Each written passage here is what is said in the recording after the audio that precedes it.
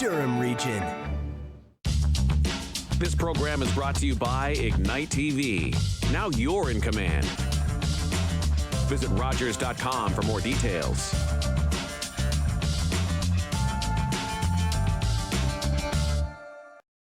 The opinions expressed in the following program are those of the participants and do not necessarily reflect those of Rogers nor Rogers TV.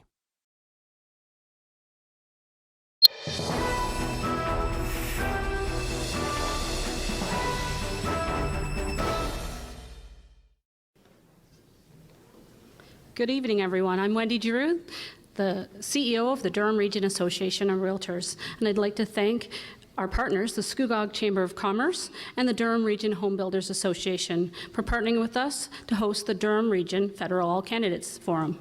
We'd also like to thank Rogers TV for covering the forum this evening, and I'd like to remind everyone if they could silence their phones and be respectful during the debate.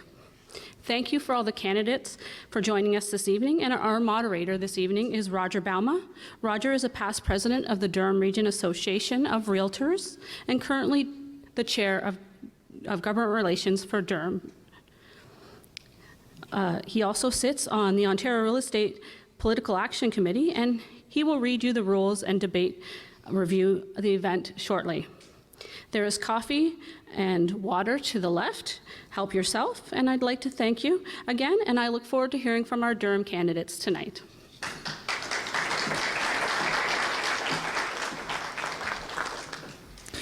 Thank you, Wendy. I will start with introducing our candidates who are seated this evening in alphabetical order. Starting on your far right with Jonathan Giancroci, Liberal Party of Canada. Aaron O'Toole, Conservative Party of Canada, to Aaron's right. Evan Price is confirmed this evening. We assume he's on his way and will join us when he arrives. Evan Price is with the Green Party of Canada. Brenda Virtue with the People's Party of Canada. And finally, Sarah Whalen Wright with the New Democratic Party. Welcome to all of you in attendance today. I know that Wendy covered this earlier, but please double check that your cell phones are on silent. We are going to welcome your polite and friendly encouragement of the candidates this evening, but ask for no heckling, please. We have special seats reserved in the parking lot for those who do choose to heckle. We've provided the candidates this evening with 6 prepared questions, 2 from each of the 3 participating associations. This may leave us some additional time for questions from the audience at the end. We would ask you to please write your questions on the paper provided, and I think there's some paper around the room. If not, see the ladies at the side table here. They'll give you a piece of paper. Please make your question brief. Please make it a question and not a statement.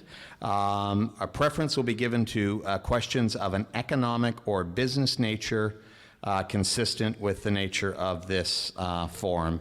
And again, these ladies on the side table will be pleased to take those additional questions from you. Candidates, please remember that we will not be using props or cell phones this evening. We're going to begin with opening statements. Each of the candidates has been told in advance that they have 2 minutes for their opening statement. Please note that in the front row in the middle, Tina Sorchetti, who is the current president of the Durham Region Association of Realtors, and Terry Voss, who is with the Scugog Chamber of Commerce, are going to be our timers today. They will hold up a yellow card, candidates, when you have 10 seconds left. They will then stand with a red card and indicate stop when your time is up and your microphone will be off. Opening statements, we will start with Jonathan Giancroci from the Liberal Party of Canada. 2 minutes, Jonathan. Thanks, Roger. So first off, I want to thank the Durham Region Realtors Association, the Scugog Chamber of Commerce, and the Durham Region Home Builders Association for putting on this debate tonight, and to you, Roger, for moderating. My mother moved to Canada from Italy before I was born. She, like many Canadians, moved here to Canada for a better life and to build a better future. It's a pretty common story. It's also an amazing and beautiful story because it's what makes Canada such a great country. The fact that many of us from so many places around the world have come here to live, work, and raise a family. My family and I are proud to call Durham our home. Here in Durham, I've met thousands of families who share that exact same story, and who share my determination and my family's determination and passion for building a future. That determination led me to Ryerson University, where I studied business and politics and governance. And my passion for public service led me to become an intern at MP Nathaniel Erskine Smith's office. That's where I learned how vital MPs are. They put the needs and interests of their communities first, and their constituents first. They need to keep their feet on the ground in their communities, and they are there to fight and build their communities up. Now I, Jonathan Giancroce, am running to be your Liberal MP here in the Durham riding. I'm a young, energetic, and passionate, and determined to do my best, to work hard, and represent everyone in the Durham every day as your new MP. Thank you for the honor and privilege to be here tonight. Thank you, Jonathan. Just before we go to Aaron for his opening statement, I see that Mr. Evan Price is in the room with the Green Party of Canada, and we'll have him join us in the middle seat. Welcome, Evan. Aaron, you have 2 minutes. Thank you very much, Roger and Wendy, and all the organizations for bringing this debate together. It's never easy, but a special thanks to all of you. I find that in Scugog, not only were you first to get out with a date to have the event, I find the people in North Durham and in Scugog in particular really follow the issues, and there's a diversity of issues here, from agriculture to small business to issues impacting families and seniors. And those groups I've been a strong voice for the last 6 years. In fact, I've been able to get to know the issues facing the families in Scugog, be they a farming family, be they a small business, and I try and advocate for them. And I'm known as a strong, responsible, and informed voice on all of these issues for you, the communities I serve. I'm fortunate that growing up, I spent time living in Scugog. I also lived in Clarington, so I have the experience of being a product of both communities and was very involved in building the communities on a nonprofit or a service club level, as a volunteer, as a Rotarian, as a member of the Legion, working on Remembrance Day before I ever ran for office. And I think that's very important. The public service that was instilled in me by my father, who's been on the campaign trail with me today, led me to first join the military, served for 12 years, and then worked in the private sector before running for office.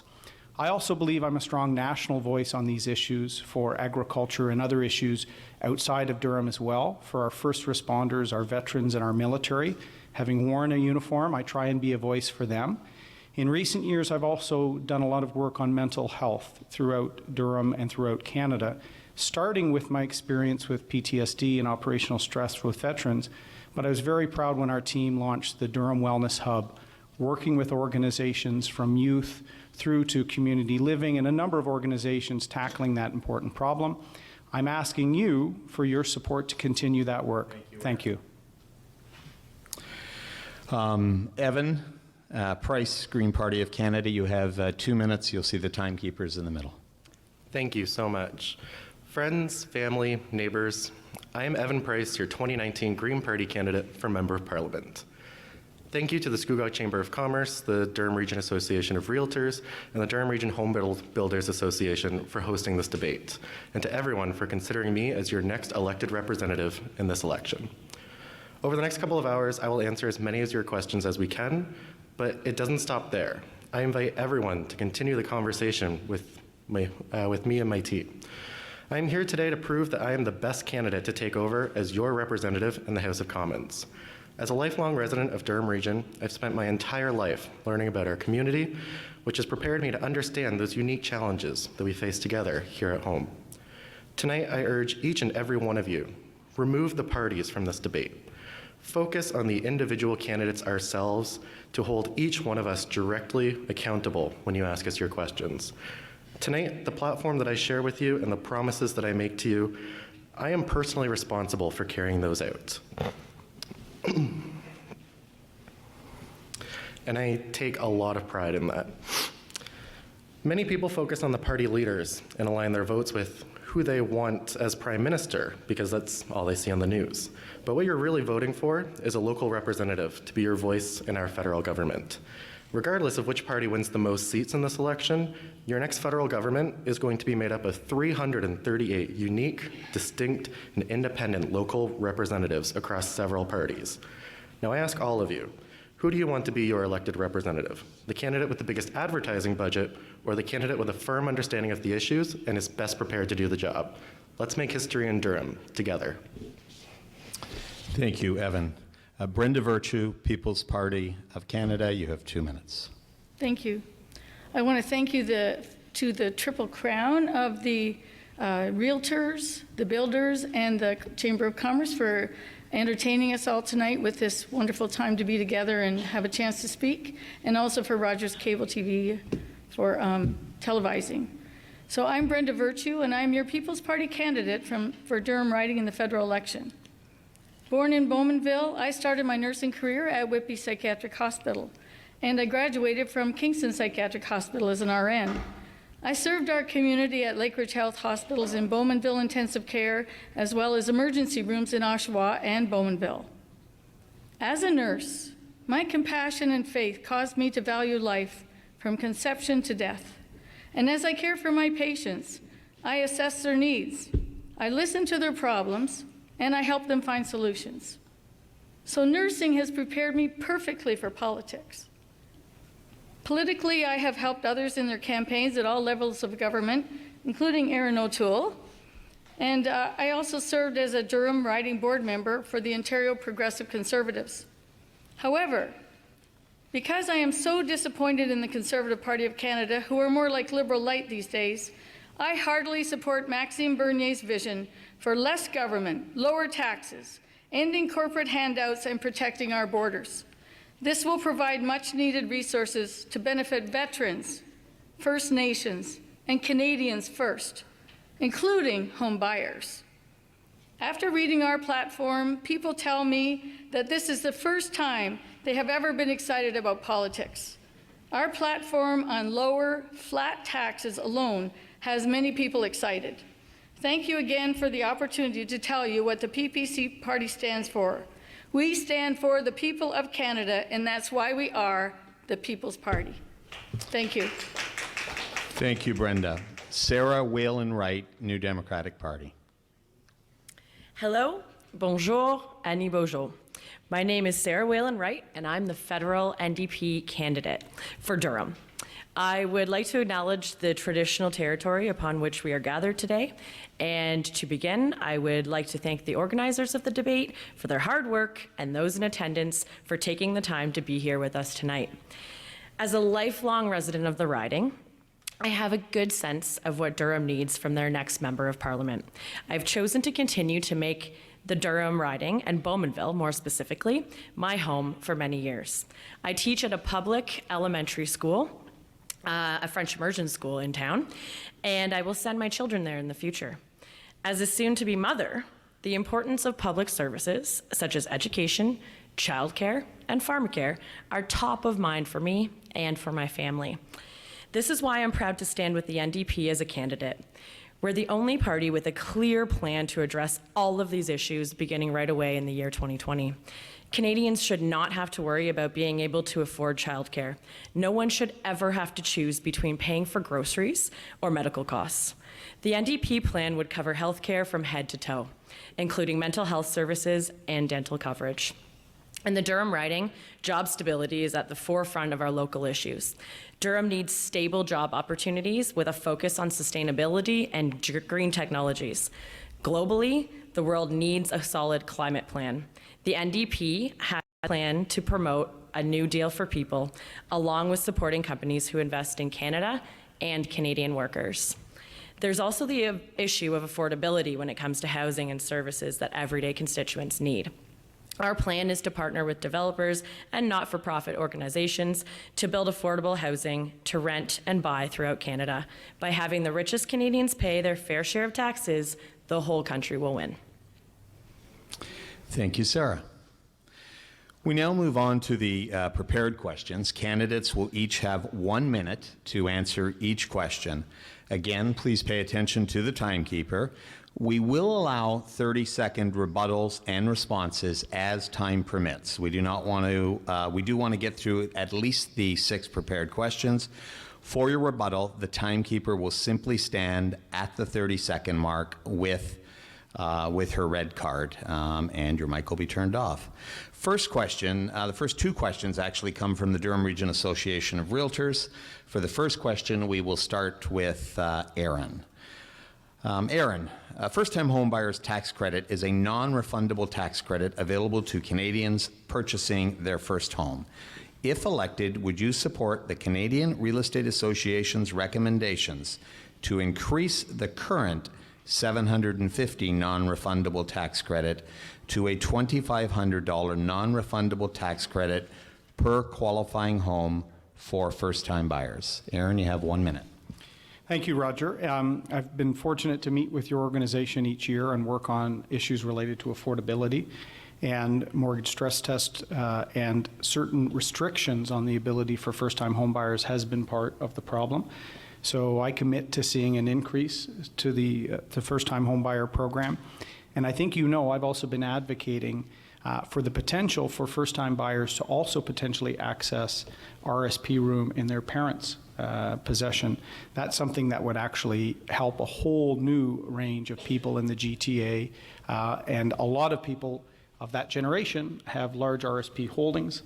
And I think that would be an innovative way to allow a lot of younger first-time home buyers to access even more, because the younger generation generally don't have much RSP room, don't have ability to access capital for the large amounts needed within the GTA. So we need to move on these issues, and I'm glad your organization, the home builders and others, have been raising them for a few years now. The Liberal government hasn't been listening. Thank you, Aaron. Evan, you have 1 minute. Thank you. Well, as a young candidate, I of course support doing whatever we can to make housing more affordable for everyone. I have firsthand understand this situation because I'm in the same boat as tons of other young families struggling in the current housing market. And as someone who is directly affected by this issue, I believe that simply raising a non-refundable tax credit just isn't nearly enough to start lifting people out of poverty. The problem that I have with the first-time home buyers non-refundable tax credit is that key word, non-refundable. This doesn't actually put any more money into the people's pockets, nor does it actually incentivize more people to look at buying their first home. A non-refundable tax credit is just the government saying, you still owe us money, but for this one time you owe us just a little less. The reason not as many people are buying homes has nothing to do with taxes. It's because they can't afford a home in the first place. A Green-elected government would eliminate the first-time home buyers tax credit in favor of policies that will actually make a difference. Thank you, Evan. Brenda. The issue is more about money than tax credits. Canadians are paying too much tax. The Income Tax Act is a complicated mess that costs Canadians nearly $7 billion a year to comply with. Why not keep every Durham resident's money in their own pockets now to use as they see fit, rather than making them wait for the tax man to give it to them next year? The People's Party will simplify the Income Tax Act by reducing taxes on all income from $15,000 to $100,000 to only 15% tax, a flat tax. This will save them as much as $2,163 per year in taxes, not just a one-time home buyer first-time tax refund. Income over $100,000 will be a flat tax of 25% to keep more money in the pockets of Canadians. It's a tax cut every single Canadian needs. Thank you, Sarah. Brenda. Sorry. Thank you, Brenda. Sarah. As my colleague pointed out earlier, being a younger candidate, I'm seeing the idea of younger creep up and become a little bit older and a little bit older. We used to think people couldn't afford houses when they were in their early 20s. Now I have friends personally who are in their 30s and still can't afford to buy their own house, still living with their parents. They work, they have jobs, but they're still, in those circumstances. So what the NDP would like to do, and what I'm prepared to stand up for as well, is to make the first-time homebuyers tax credit, double it actually, from $750, what it is now, to $1,500. And I believe that that would open up a big opportunity for some of our younger and first-time home buyers in general. Thank you, Sarah. Jonathan. Thanks, Roger. So, being the youngest candidate on the debate by a long shot, I assume, home affordability is an important issue to me. As we remember under the Stephen Harper years, and Andrew Scheer years, which, let's not forget, Aaron was a minister of, which, by the way, thank you for advocating for the home buyers now as opposed to when you were a minister. It's a problem, but we have taken steps to make it better. We've implemented the first-time home buyers incentive, which has helped thousands of middle-class families purchase their first home, and we're going to continue to do that. We're going to build on the Canada's first national housing strategy, which is going to help thousands, projected actually to help 120,000 young Canadians purchase their first home. Thank you. Thank you. Rebuttal, Aaron. Thank you, Roger. A troubling trend that Justin Trudeau has done is he's asked a number of agencies of the federal government to raise more money. Secret tax increases the Liberals have done. One of those agencies is CMHC. So part of the unaffordability some Canadians are experiencing now is because CMHC is bringing in record profits going to the Liberal government. So I hope Jonathan can raise that with his party, because that's really been the central crux here, and advocates like the ones organizing this debate have been asking for that to stop. Thank you, Aaron. Do you have an additional rebuttal there, Jonathan? I was just going to say we're going to talk about the mortgage stress test now, so I'd be happy to talk about that. We're going to get there. Thank you. We're going to get there. Next question, we are going to start with Evan. Evan, many aspiring homeowners have been sidelined by the government's B20 regulations, which we all know as the stress test. They came into effect January of 2018. Of particular concern is the restricted ability of first-time homebuyers, including millennials, to enter the housing market. If elected, would you support adjusting the stress test to make it more regional in nature, to allow the test to better fit the realities of each local real estate market across the country? And again, 1 minute, we're starting with Evan. My platform calls for several initiatives that will assist families with buying their first home, such as redirecting the core mandate of the Canada Mortgage and Housing Corporation towards supporting more development of affordable housing. The big banks treat housing as an investment. Of course, they always want to make money, and they want to make more, so they continue to raise the costs of mortgages on new homes. But the federal government should be focusing on ensuring that everybody has access to a safe, affordable housing in the first place, especially when a recent report found that over 23% of children in Oshawa are living below the poverty line. That's right, 23% of children are living below the poverty line just in Oshawa alone. At that rate, how can we honestly justify the average house price of over $500,000 in Oshawa? $538,213 to be exact in September 2019. And even more expensive is right here in Port Perry at over $750,000 is the average home price for September 2019. So that's exactly the problem that I raised earlier. Thank you. Thank you, Evan. Brenda. The mortgage stress test rules exist to protect borrowers. Because the interest rates have been at historic lows, and they can and will only go up, the government wants to make sure that you'll still be able to afford your mortgage payments when rates eventually do rise. Otherwise, if you can't afford higher payments in the future, you might be forced to default on your mortgage and lose your home. Again, if you want to invite the government to adjust the stress test regionally, you're only going to increase taxes to pay for the bureaucracy to make it happen. The stress test is based on the percentage of your disposable income to make sure you have enough money at the end of the month to take care of the necessities of life. So if the stress test, as I see it, is working well the way it is, and I do not recommend it to be changed. Thank you. Sarah. Once we go through the cycle. The stress test, and known also as the B20 regulations, have held many prospective homebuyers back from buying a home. The NDP will reintroduce 30-year terms instead of the 25 that we have right now, to CMHC insured mortgages for first-time home buyers. So this will allow for monthly payments to be smaller. And again, like we've mentioned, we have working people who are still unable to buy homes because they, for whatever reason, they're not able to pay those housing costs. Just because of the cost of living. So this would allow for people to enter the market and, afford their mortgage, and it would help people out quite a bit. Thank you, Sarah. Jonathan. So for many middle-class families, their home is the most important investment that they will make in their lifetime. And we know how important it is to protect it. That's why we've made the mortgage stress test more secure, right? We've increased the down payment requirements in 2015 to address pockets of risk, bringing consistency to mortgage rules by standardizing the stress test for both low and high ratio mortgages, and improving tax fairness to ensure that the principal residence exemption is available only in appropriate cases.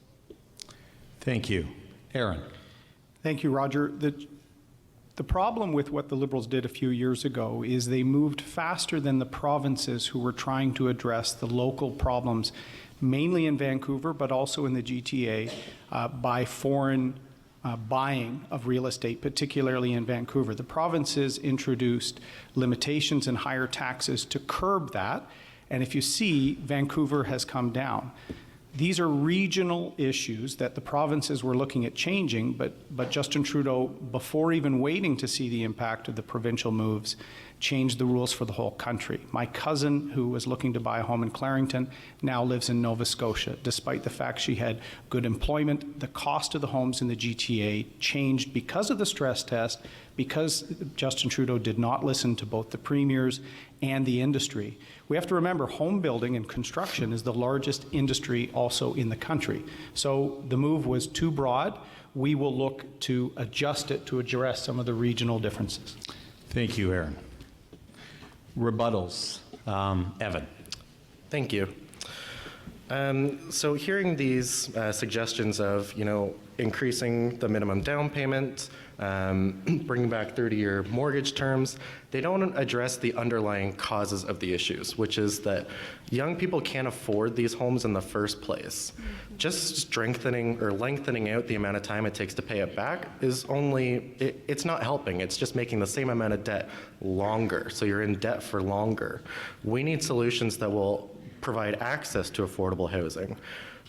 So this will... Thank you. That's your 30 seconds. Yes, Sarah.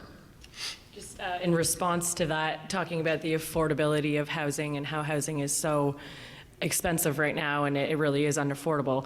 The NDP has a great plan to bring in and create 500,000 affordable housing units across the country, and that would include in regions such as ours in Durham.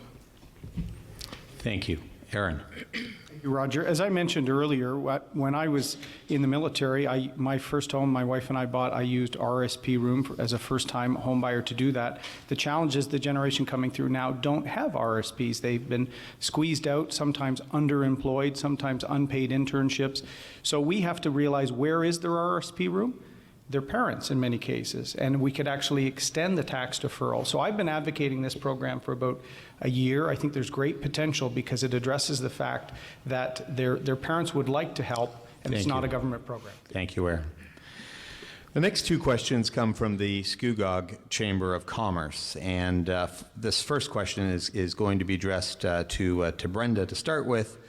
Brenda, we have all heard of labor shortages and employee retention issues, not only in Scugog, but across the region and, in fact, across this country, with a lack of affordable housing for our workforce being the primary issue. We are coming to a critical mass, or more specifically, lack thereof, for maintaining a healthy, reliable workforce to keep our stores and businesses open. What is your plan and solution to make affordable housing viable for smaller communities across Canada? And again, we'll start with Brenda. The problem of housing affordability is a symptom of a much larger problem we face in Canada. It is the erosion of personal freedoms and personal responsibility. For too long, we have looked to the government to solve our problems, when it appears evident that the government policies that are what put us here in the beginning. The PPC flat tax will give Durham riding residents more money and therefore more ability to afford housing. The government getting involved will just further escalate the cost, which history and studies prove. Housing issues are a symptom of a problem rather than the problem itself. Years of government regulation and high taxes have both stripped Canadians of their money while simultaneously raising the prices of homes and thus rent, creating a gap too large to bridge for many people. Lower taxes make house buying more affordable, which stimulates business to realtors, lawyers, and have more money in your pockets. Thank you, Brenda. Sarah. We know that lack of affordable housing is a real problem. And like I mentioned before, the NDP actually has a plan to create 500,000 rental units. So what they want to do, they have to be affordable housing. So what they want to do is partner with municipalities to see how smaller regions can be helped by asking how they can be helped and working with municipalities. Now, they'll also offer things such as fast start funds to help build these programs and these projects right away. They will waive the federal portion of the GST and HST to support the companies that decide to take on these projects. So those are some of the things that I'm prepared to stand up for smaller regions like Durham in order to have some affordable housing available to our constituents. Thank you, Sarah. Jonathan. So we have, as a government, have committed to making home ownership a reality, not a goal. We've invested $7 billion in housing that's helped over 1 million Canadians find a place to call home. This is through, obviously, the first-time home buyers incentive, which we created, which again is going to help, which is projected to help more than 120,000 families or Canadians starting in November. And we're going to build on the foundations of Canada's national housing strategy, so that Canadians and members of the riding have a place to call their own. Thank you, Jonathan. Aaron. Roger, your question was affordable housing for smaller communities. I'd invite everyone when you leave tonight to look at Emmanuel Church across the road when you leave. They've tried for several years to qualify for some of the government's affordable housing grants. They want to use their own property and some of their own money to make that happen, and they've been denied by this government. In a similar fashion to how they tried to take faith organizations out of the summer jobs program, a program that had never been politicized until the Trudeau government started excluding faith groups from these grant programs. In small communities, if a service club, a religious organization wants to help build affordable housing units for their community, I applaud that. We should help and champion local initiative, not shoot it down for ideological grounds like Justin Trudeau has. Thank you, Aaron. Evan. Aaron, so you touch on religious institutions, but you also forget about Indigenous organizations, which are very prevalent here in Scugog. There is current legislation preventing Indigenous organizations from accessing financing through the Canadian Mortgage and Housing Corporation. And a Green elected government would remove this legislation, and that would be a direct result from our plan to finally, and I can't believe this hasn't been done already, but legislate housing as a legally protected fundamental human right for all Canadians. We will lift this country and Canadians out of poverty, and we can do so much for our citizens and residents. We'll invest an additional $750 million into the Canada Housing Benefit, which will provide rent assistance for 125,000 households. So we don't always have to just talk about the people who are buying homes and trying their first home. We can talk about people who are on social assistance or need lower income housing as well. Thank you, Evan. Any rebuttals? Aaron, and then Brenda. Thank you, Roger. And I'd like to thank Evan. I think restricting any groups, including First Nation organizations, from being able to work on the ground to provide their community. As a Conservative, I really applaud initiative of service groups, local individuals. We need to encourage that. Big government is not the answer for everything. If people that are on the ground and know the community needs best and they want to participate and even raise funds, why should they be excluded? So that is something a Conservative government will change. We will welcome that partnership. Thank you, Aaron. Brenda. The People's Party of Canada is into less central government, lower taxes, more money in your pockets, so you can afford things. And the best way to build a house is to remove the red tape that keeps builders from being able to build. There are so many rules and regulations and red tape that need to be streamlined out of the government so that we can get on with business. When we keep adding more and more regulations and bigger government, it's harder to do business. It's harder for businesses to thrive. Thank you, Brenda. The second question from the Scugog Chamber of Commerce will be first directed to Sarah. Sarah, lack of reliable, frequent transportation is also at the heart of small community and labor shortages. If we do not have affordable housing, then the workforce will be coming from other communities where housing is more plentiful and affordable. Most recently, the province compromised the GO bus services in Port Perry while maintaining those same services to Muskoka. We know, by example, that the better and more frequent the bus schedules, transportation schedules are, the more opportunities it provides for ridership to take advantage of that bus system or transit system in order to blend with their work schedules. With the increased pressures on the 400 series highways and our local roadways, what are your plans for ensuring that public transportation remains viable for all? Sarah. It certainly is disturbing that the province cut GO bus services to Port Perry while maintaining them for the routes to Muskoka, and I'll leave it to your imagination why they might have done that. There are certainly increased pressures on the 400 series highways and our local roadways. Now, the NDP and myself, I will champion this as well, will work with municipalities as a federal partner. We will work to reestablish rural bus routes that were, such as those that were abandoned by Greyhound throughout the country, and we'll also expand bus routes like services like the GO bus in rural regions, such as our region here in Durham. Thank you, Sarah. Jonathan. So our government has made significant investments in infrastructure because there is major stress on our highways. One of the investments we made is, we created the Canada Infrastructure Bank, which uses federal funds to attract private sector investment for the public interest. We've also invested in one of the largest GO train projects in Canada. Actually, it is the largest transit project in Canada, and it would have included the Bowmanville expansion for the GO train, which we know as the provincial Conservatives, and I'm sure Aaron supports it, cut or put on hold. So we have a track record of investments in infrastructure and transit, and we're going to continue to make those investments. Thank you, Jonathan. Aaron.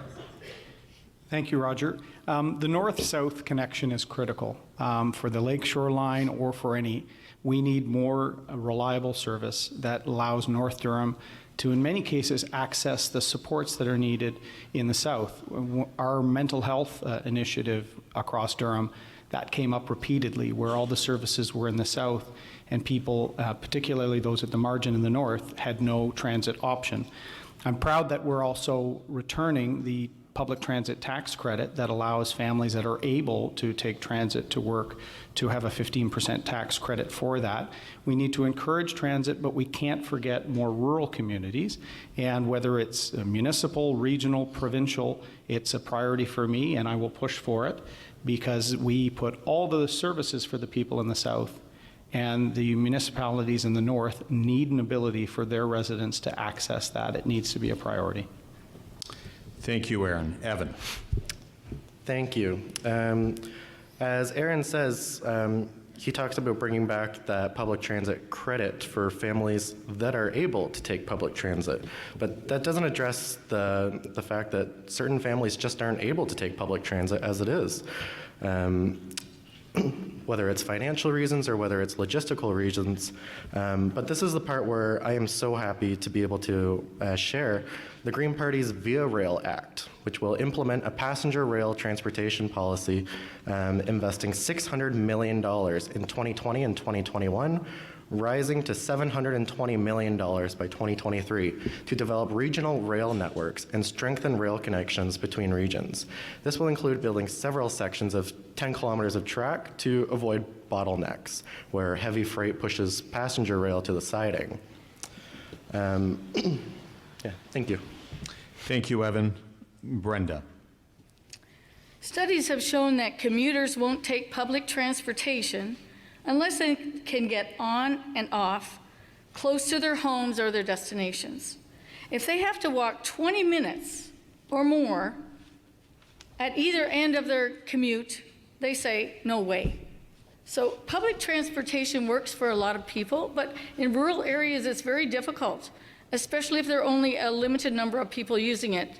That makes it very non-cost effective.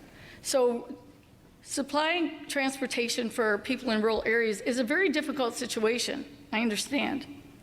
Some people even suggested there's a TTC pocket rider, a portable electric tricycle, which might be an idea to fill in the gap, and it's also an eco-friendly way to fill in the gap with public transportation. But in the meantime, Durham residents need to be able to afford their transportation, and that's where lower taxes are going to give them more money in their pocket to be able to do that. Thank you, Brenda. Any rebuttals? Aaron. Thank you, Roger. I'm glad Jonathan raised the GO train on the lakeshore because the Wynne government, Kathleen Wynne herself, cut 3 ribbons about the GO train coming to Clarington, but never put a cent towards it.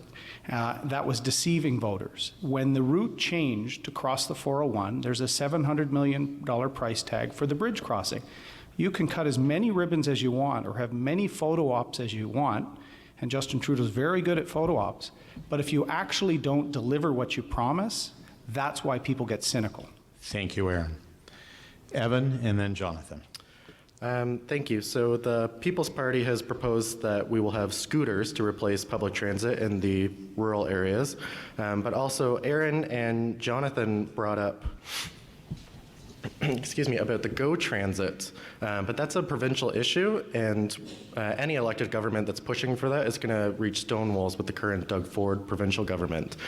With the Green Party going through with the Via Rail Act, purely a federal policy, federal corporation, we won't have any troubles. Thank you, Jonathan. Thank you, Evan. Jonathan. So in regards to Evan's comment, the federal government does put money towards transit in the provinces, therefore, investing in GO Transit. In regards to the GO train, I guess the real question here is, Aaron, do you support Doug Ford's cuts? Because he is your provincial cousin. You didn't put money forward, so there was no cut, Jonathan. Thank you. Thank you.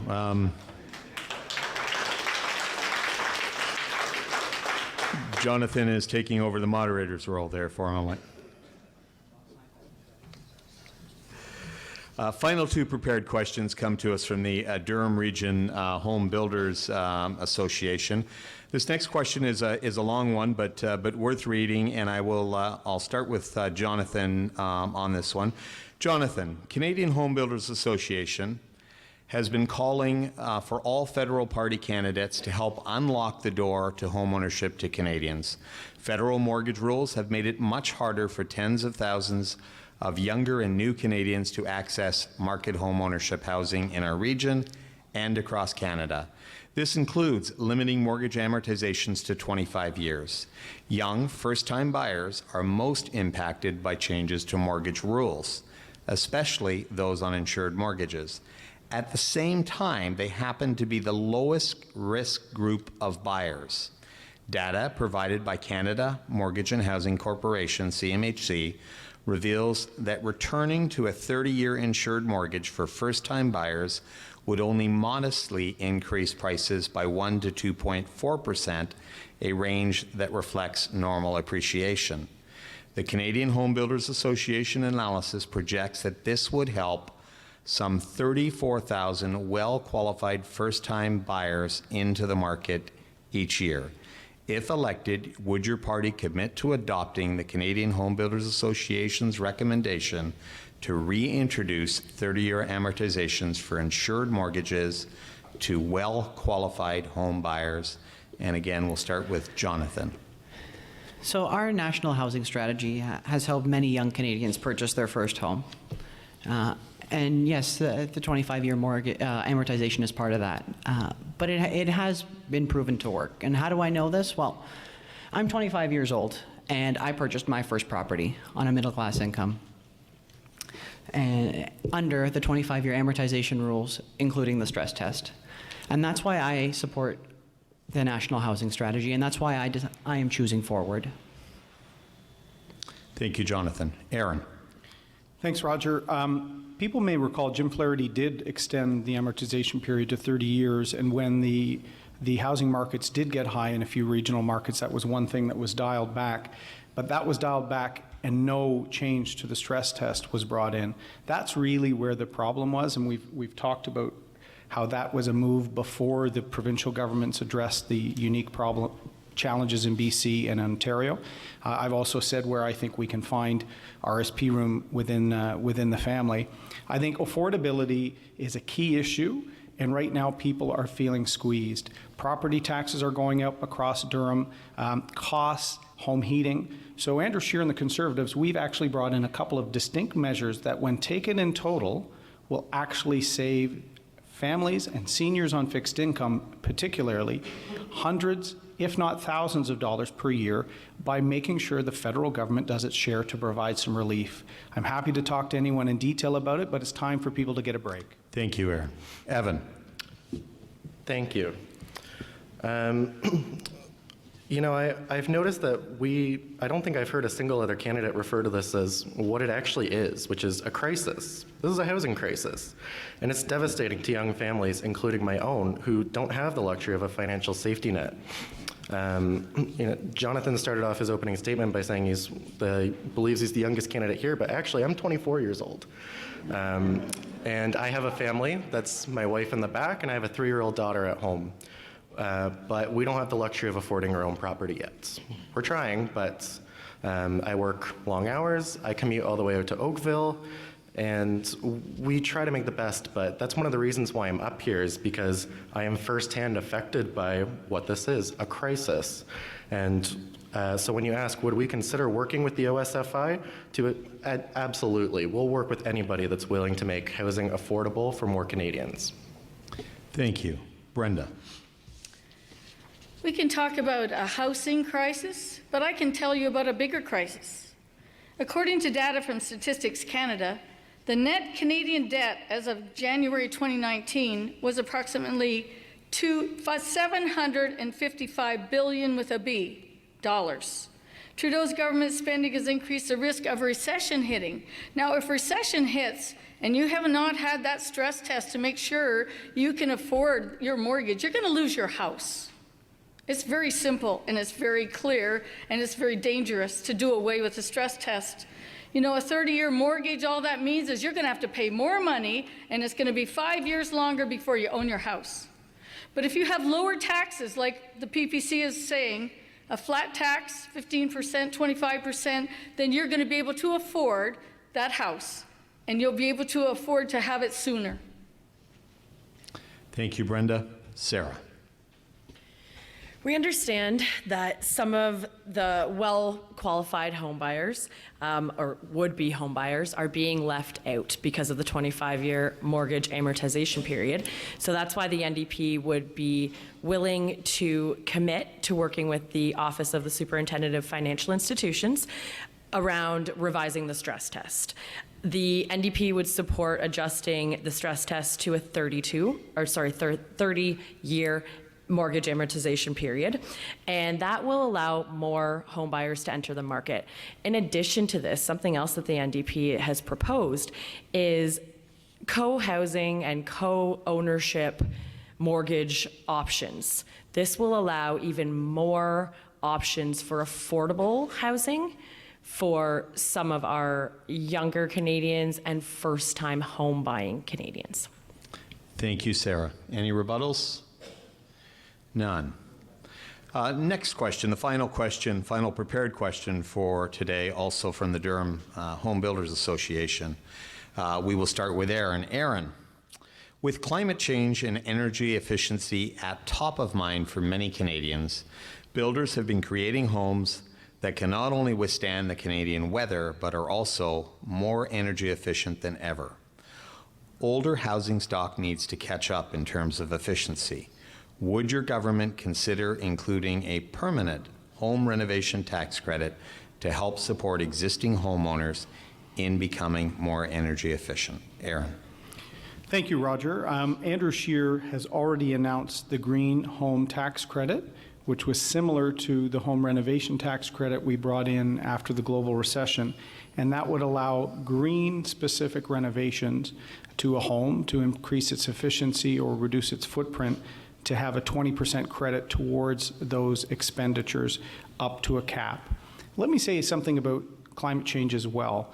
The Justin Trudeau plan is a carbon tax that exempts the 700 facilities that amount to 1/3 of our emissions as a country. They're exempt. They don't pay the tax. Instead, 13 million households pay the tax. And none of your households are the problem. We need to eliminate the carbon tax, which is really just a tax on families and seniors, and cap the large emitters. That is our plan. Eliminating the carbon tax will also be a key thing in terms of impacting affordability crisis right now in the GTA. Thank you, Aaron. Evan. Well, Green Party, obviously, climate change is our strong suit. We would absolutely consider working with anybody to create a renovation tax credit to support existing homeowners in becoming more energy efficient. Absolutely. We want to see more energy efficient retrofits to existing houses, as well as incentives for new building companies to create already energy efficient housing. Canada absolutely must do its part to fight global warming. It is the greatest conflict our world has ever faced, and in June, our country declared this a national emergency, finally, but my party's leader was the only one there for the debate. The Conservatives, the Liberals, and the NDP, I believe there was a story about those 3 federal leaders being at the Toronto Raptors parade celebration. So I'm not sure if the other parties really believe that this is a true emergency as much as the Green Party does. Thank you. Brenda. In Canada, the climate is always changing, as we know, but staying cool in the summer and warm in the winter is our priority. In homes and condos and apartments for all Durham residents, that is the goal.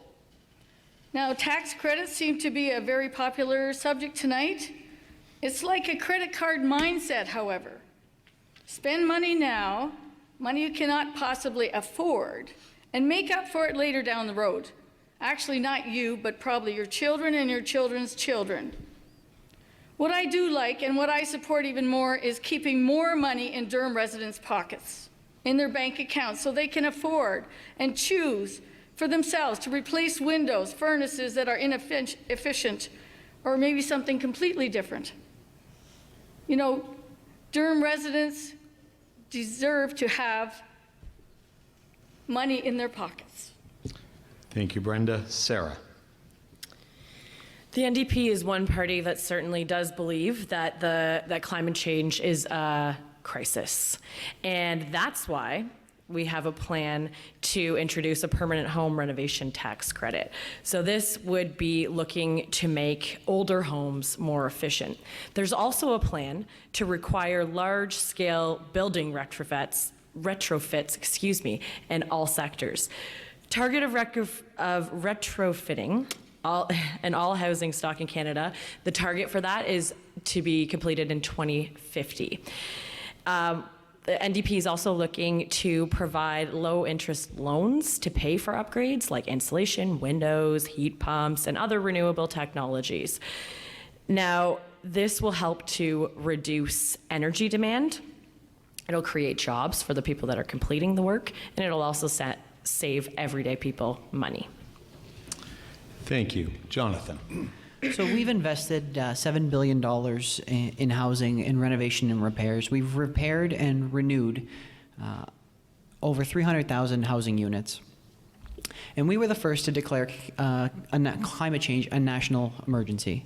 And we've proven that. We've put through a price on pollution, but it does put the money back in Canadians' pockets. And if I remember correctly, I believe that there was a plan in place that a province had, but it was cut. And that's why we had to put a price on pollution and step in as the federal government, but we are putting the money back in Canadians' pockets. Thank you. Rebuttal. Aaron. Thank you, Roger. The other parties talk a lot about climate change, but what's interesting is they don't support nuclear power, which is our only base load electricity generation source that is greenhouse gas emission free. I've been an advocate for that for 6 years. Catherine McKenna, the Liberal minister, after Canada flew the largest delegation to Paris for the conference, in all her interviews, never mentioned that industry once. Not only is it critical for Ontario, over half of our power is greenhouse gas emission free, it's jobs in Durham. Thank you, Aaron.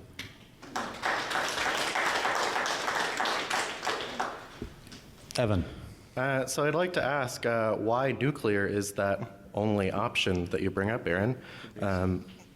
So when we talk about bringing in new technologies and revolutionizing the industry, we're not talking about eliminating jobs and creating a new industry. We're transitioning that industry over. So by also creating free tuition and free skills training programs, we'll be able to help that industry transition over. And they won't have to worry about being burdened by student debt, because we'll also eliminate that. Thank you. Sarah. So speaking as well to the topic of nuclear energy, it is a massive employment here in Durham region, and we understand this.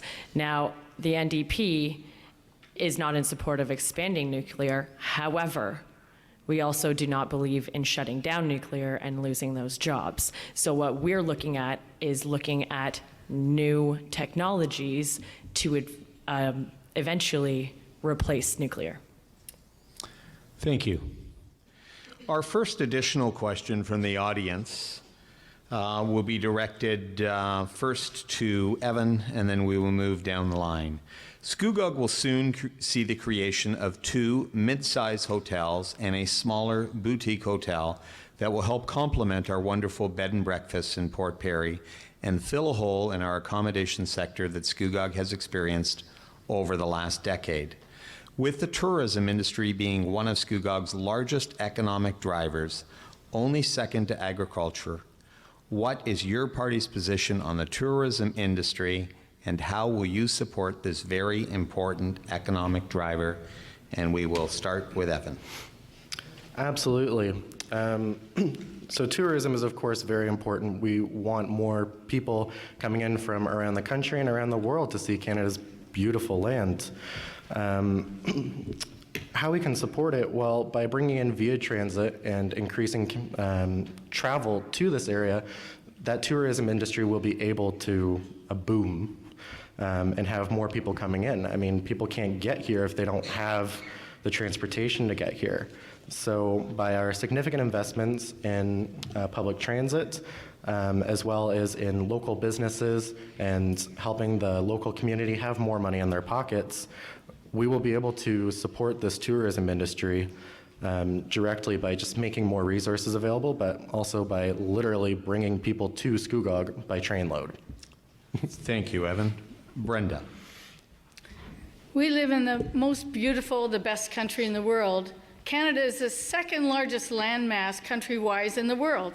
And we have such natural resources. People come here just to enjoy the freedoms that we have here in our nation, and also the beauty of our nation, from the mountains to the oceans and everything in between. And so having lower taxes is going to increase business, increase prosperity, increase people to be able to promote their businesses better, so that we will have people coming from all over the world just to see how much Canada is thriving, because the People's Party of Canada is the only party that's saying something different, that we want less central government, lower taxes, and more money in your pocket. And so the People's Party of Canada is going to make a difference for our nation, and that is going to be such a wonderful thing. Thank you, Brenda. Sarah. Tourism is a very important industry all over the country, and here in Durham as well. And something that the NDP is planning on doing is supporting our small businesses to keep people coming here so that they can eat at the local restaurants, supporting our farmers so that we could have, local produce and have farmers markets that people can visit and local attractions that can bring people in. So this is something that we're looking at in our platform for the NDP, as well as strengthening our arts and culture, because we know that that brings a lot of people to an area, and that includes, as big as supporting with CBC and, CBC radio, and then as small as, like I said, supporting our small businesses and those attractions that bring people to a region. Thank you, Sarah. Jonathan. So our mandate is to promote and increase tourism, as it provides over 2 million jobs across Canada. And we have hosted a series of roundtables across the country with stakeholders to see how we can increase it. And we are working on making investments to increase tourism, because it is part of a large part of the economy in largely the Durham riding. Thank you. Aaron. I often call Scugog and Port Perry the prettiest little town in Ontario, and I was so proud when I brought Laureen Harper here for a fundraiser at the Nestleton Waters Inn. Ginger and other people remember I took her for a beer at the Old Flame, to the Nutty Chocolatier to get Stephen Harper a goodies fiend, some candy, and she said that this is one of the prettiest towns I've been to. I'm proud that when we were in government, we partnered with the community. So we helped complete the boardwalk, but it wasn't just Ottawa and a government program, it was the Rotary, it was a service club. As I was saying on the affordable housing piece, we need to work with empowered citizens and organizations and faith groups who take great pride in their community and partner. You will have that with me. And all of these are small businesses. We need to make small businesses a place that they'll grow their businesses, invest. They felt under the gun from the Trudeau government's tax changes on small businesses. All the tourism operators are small businesses. We need to make sure they grow. We don't need to hold them back, which is what the Liberals have been doing. Thank you. Any rebuttals on that question? Evan. So yes, absolutely, small businesses are a huge piece of the pie here in Scugog and all rural communities. But the problem is that people can't start those small businesses when they're under crippling debt, or maybe they just don't have enough extra income.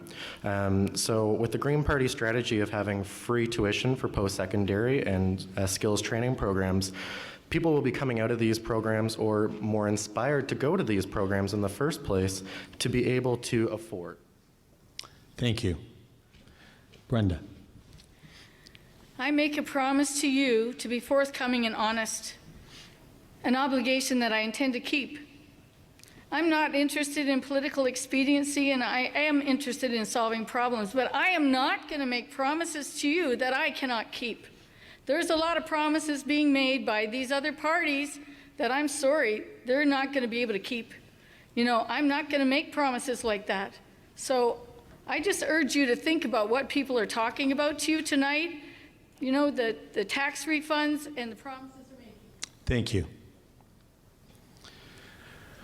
No additional rebuttals. Question number 2 from the audience, and it ties in a little bit with our previous question. Durham is full of communities, rich in arts and culture. How will your party ensure that this sector will continue to thrive over the next 4 years and beyond? And for this question, we will start with Brenda. I'm an artist myself, and so I understand how important arts and culture are. And the PPC party is taking the burden off of people in Durham, as well as in the whole nation, of the tax burden. Not just the tax burden, but the burden of all the legislation, all the red tape that keeps business from thriving. So the PPC's whole goal is to lessen the central government and have more money in your pocket so that people can enjoy culture. Because if you're worried about getting food on your table, you're not going to be enjoying culture and art. So having lower taxes and more money in your pocket is going to change the lives of every Canadian. Thank you, Brenda. Sarah. As I alluded to earlier, the NDP is committed to investing in arts and culture. It's kind of how it's an escape for some people, right? Music, visual art, drama, theater. It's something to take your mind off your everyday, right? The everyday grind. So the NDP recognizes this, and they recognize how important it is to share all of the different voices that we have in Canada as well. It's a real way that we can show our multiculturalism. We can show the Indigenous talents as well in our communities. So the NDP is committed to investing in arts and culture to promote this. And as I said earlier a little bit, Canadian media, it employs a lot of people. It's important to keep it. It's important for it to remain strong. Thank you, Sarah. Jonathan. So we've invested $2 billion, I should say, in cultural infrastructure, and we're going to continue. And we've also invested $300 million in funding over the past few years for the arts programs, and we're going to continue to do that and to support the arts. Thank you. Aaron. I've tried to champion our arts community. I'm very proud of it. I have local art displayed in your constituency office, the Durham constituency office. And Kenna Kozak a few years ago told me about a family art sale where their deceased father was selling his collection from the war. It ended up being war art, and I spoke to the Canadian War Museum and had it acquired. And it's on display now on loan back from our National War Museum. It was here, it was a jewel in Scugog. Please see it at the Kent Farndale Gallery until October 3rd. Tyler Briley, a Scugog sculptor, is sculpted something that will be in Parliament forever, honoring a MP from 100 years ago who died as a result of operational stress in the Great War. He fought at Vimy Ridge. A Scugog sculptor I had chosen to have his work displayed in the Parliament building. We should be extremely proud of what we have here. It's national and international level.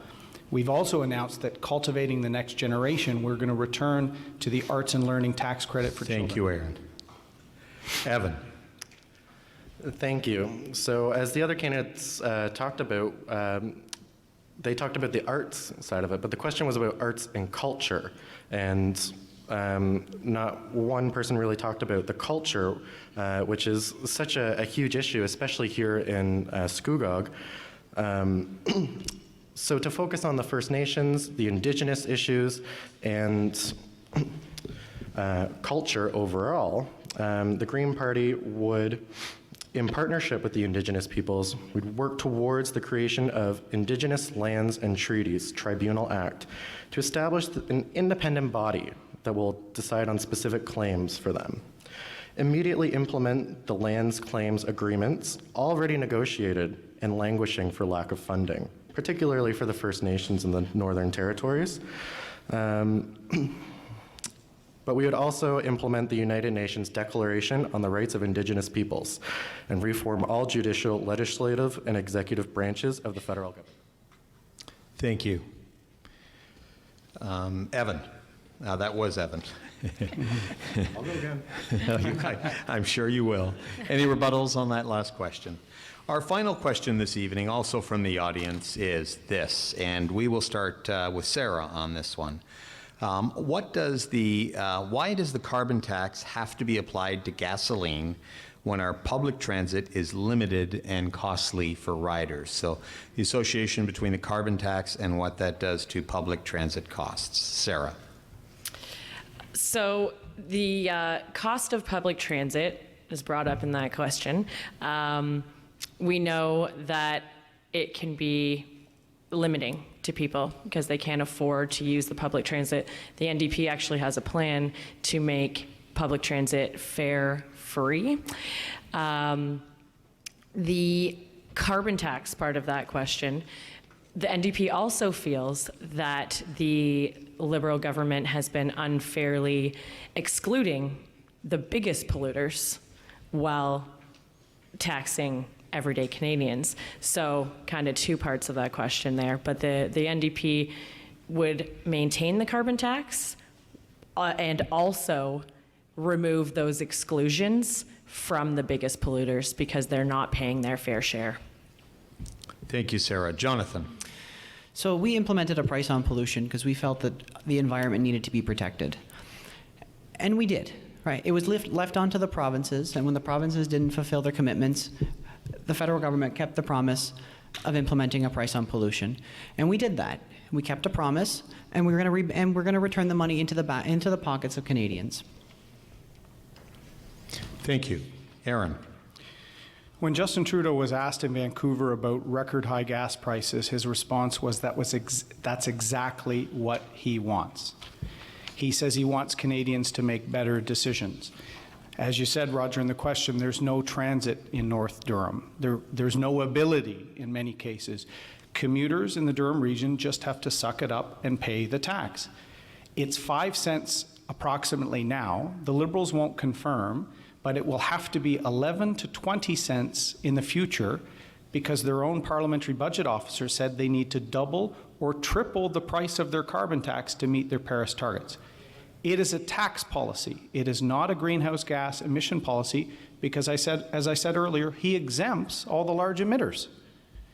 Our approach is different. No tax, no carbon tax on people. We're going to cap the largest emitters where 1/3 of our whole national emissions are and work with them on technology that can then be applied internationally where the real problem is. Thank you, Aaron. Evan.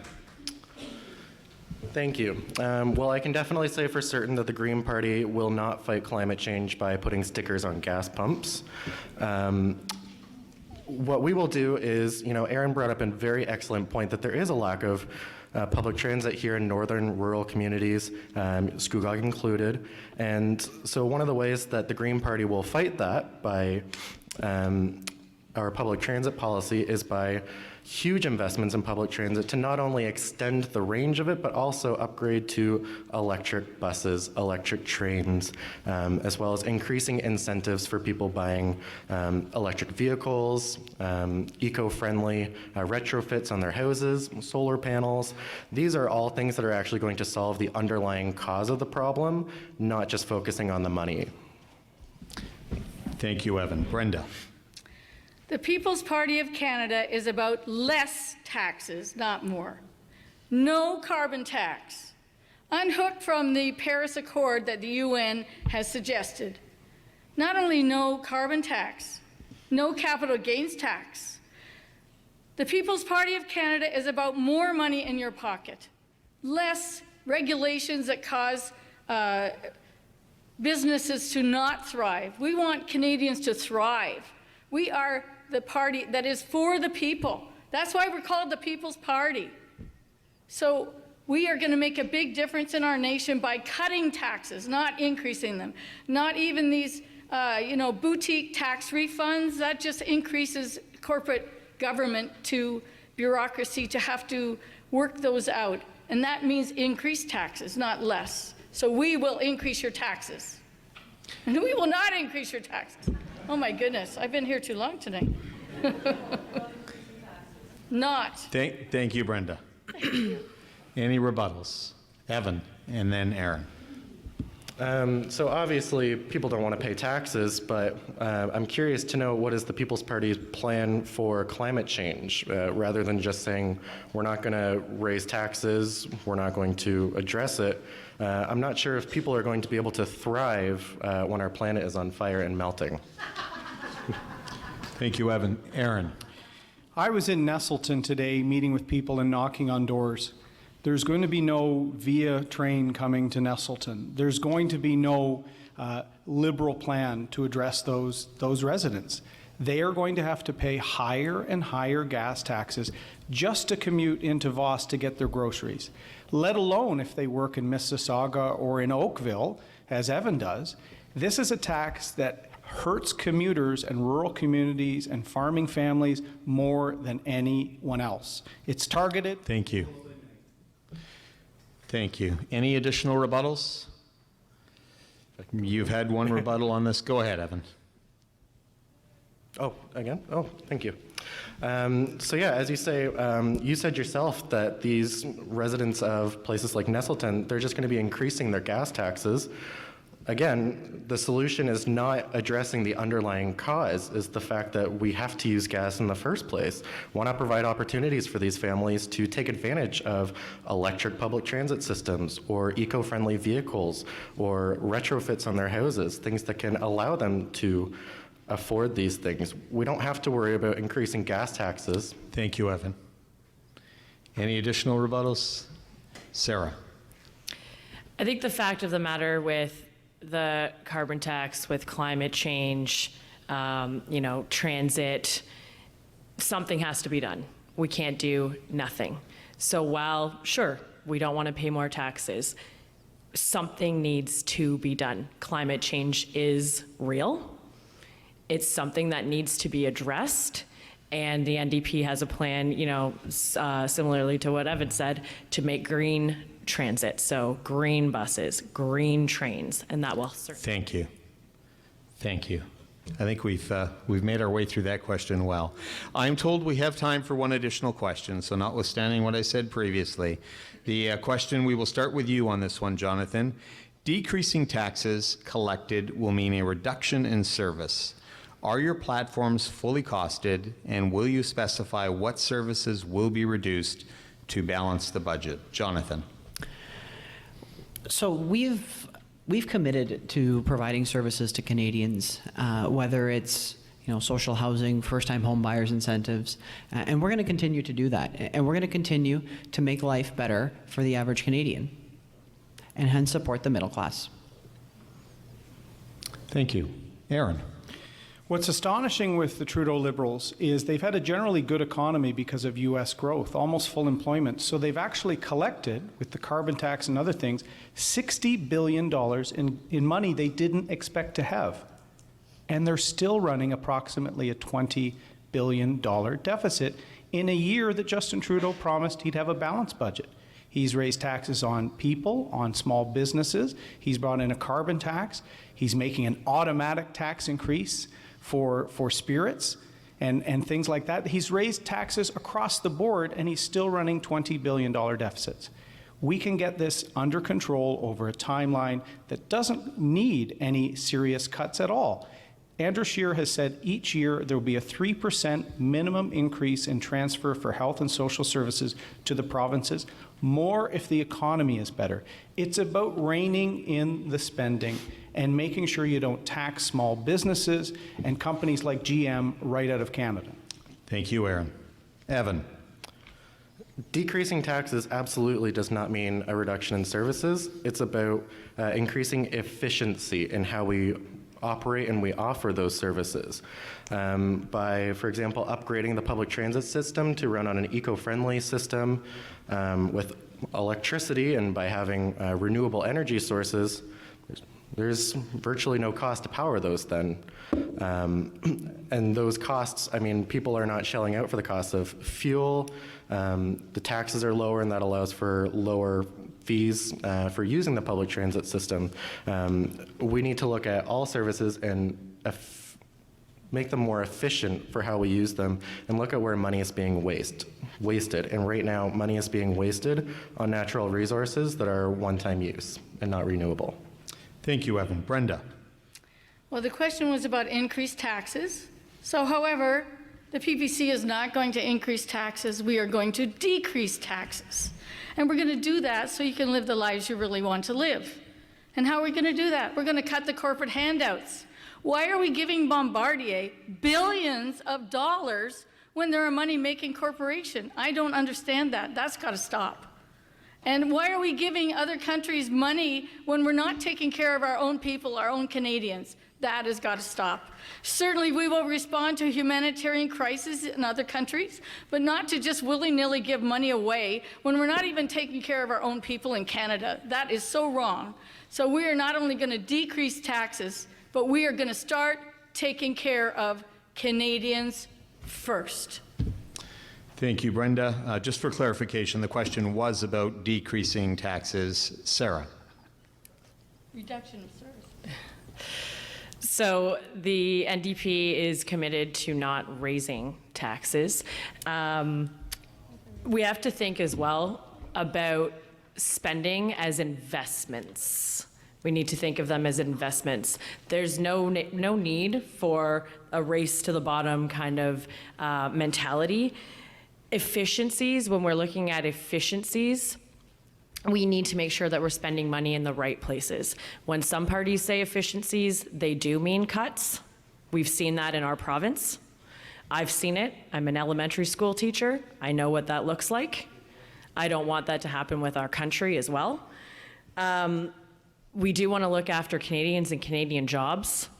We had an announcement the other day that would provide incentive funding for green technologies and green vehicles to come into GM to help to try to save some of those jobs.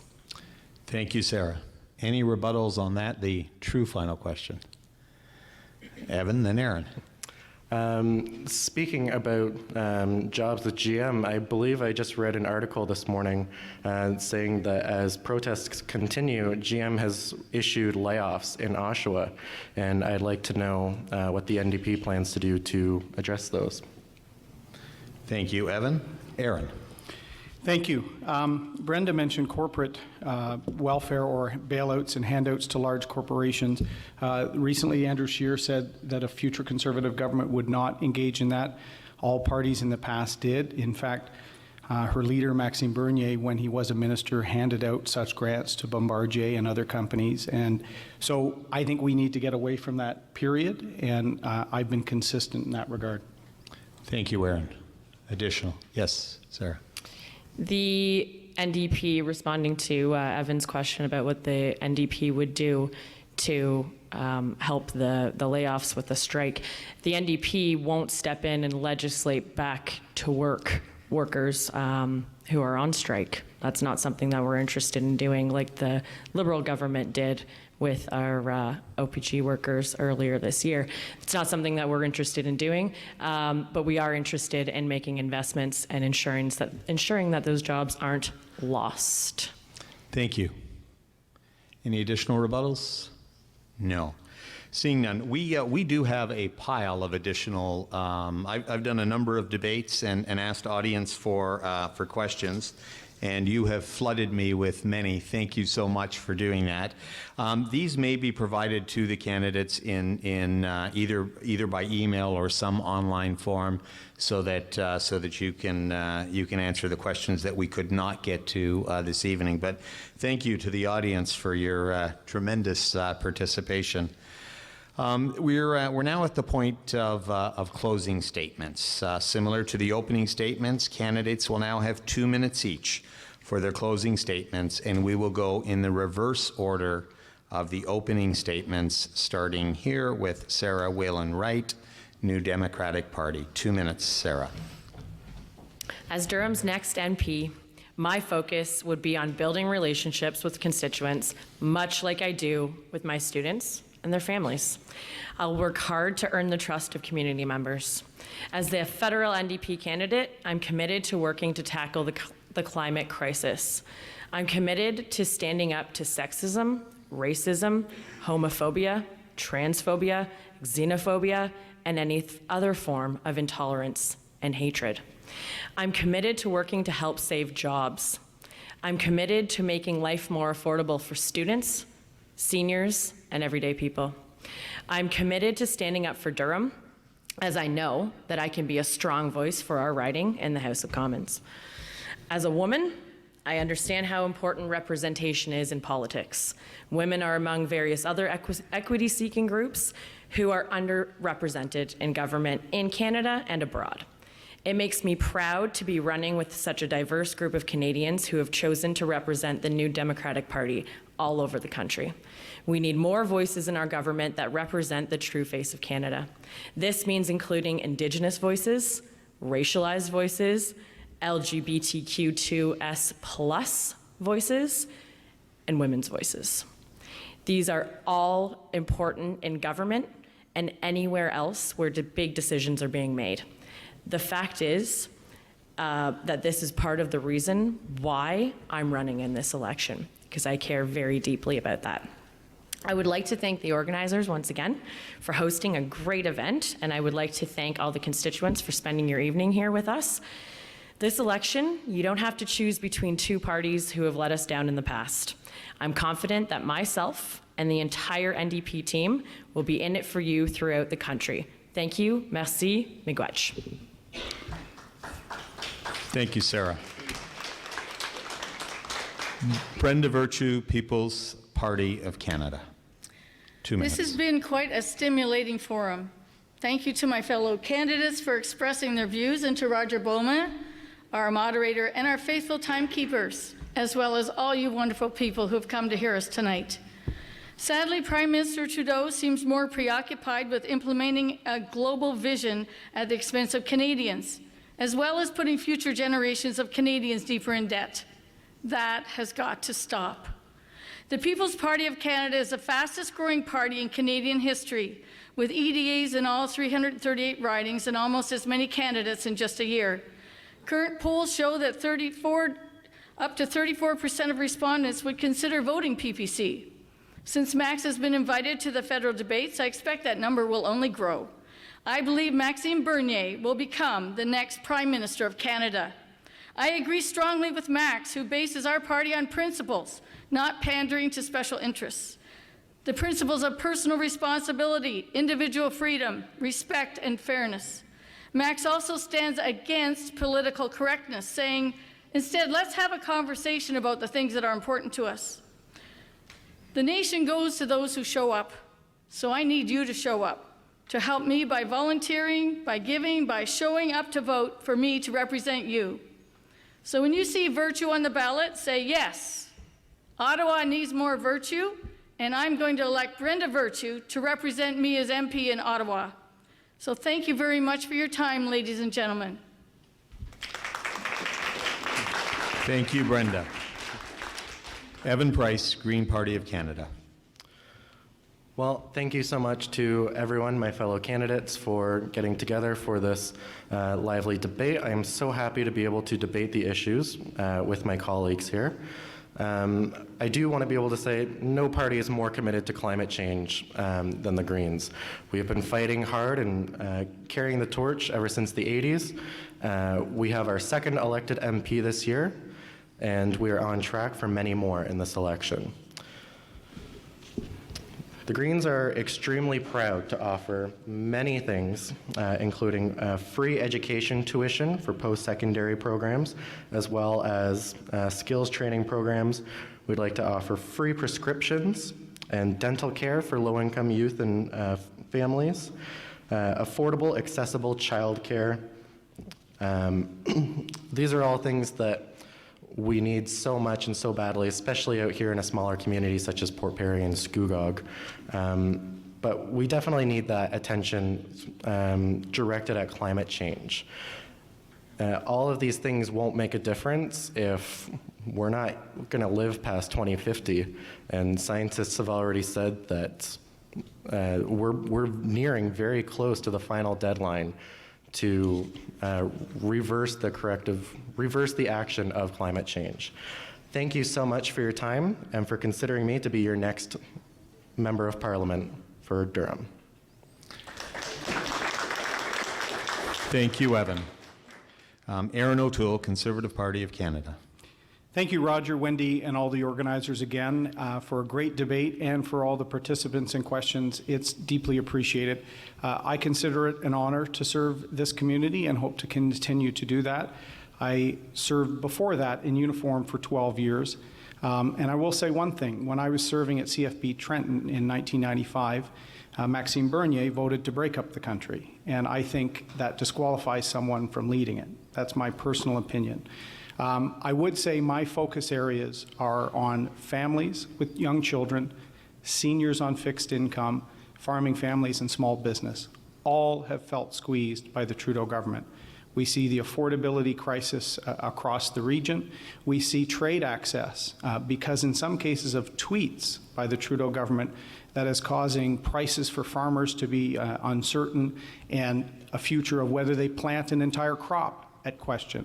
Small businesses and large businesses like GM are expanding their operations in the United States, not in Canada. Bills like Bill C-69 and others are making it seem like we're not a good place to invest, grow business, live and retire. I want to make sure Canada's that.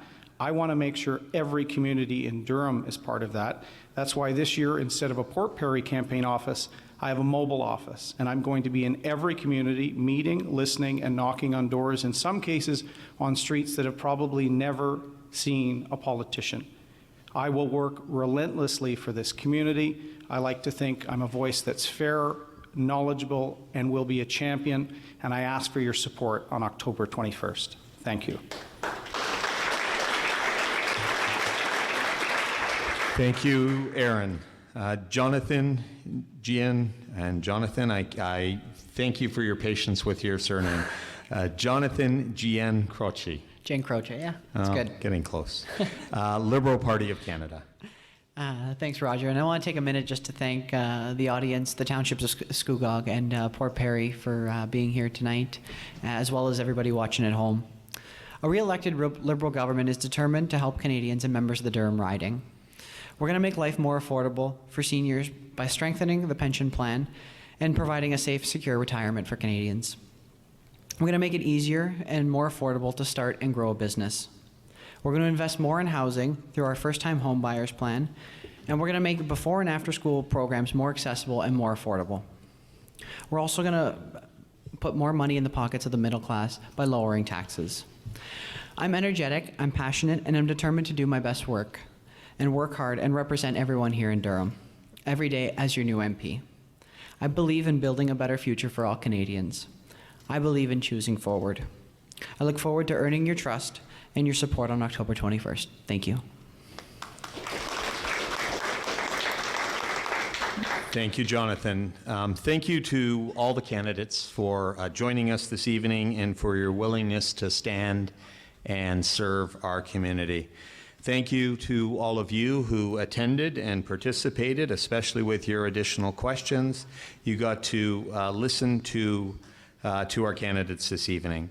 If a candidate has impressed you, consider supporting him or her with your time. Successful campaigns require lots of volunteers. Those doors don't knock on themselves. On behalf of the Durham Region Association, I want to thank our fellow hosts, the Scugog Chamber of Commerce and the Durham Region Home Builders Association, for organizing today's Durham Riding Federal All Candidates Forum. Finally, thank you to Rogers TV Durham for your coverage this evening. Good night, folks. Drive safe.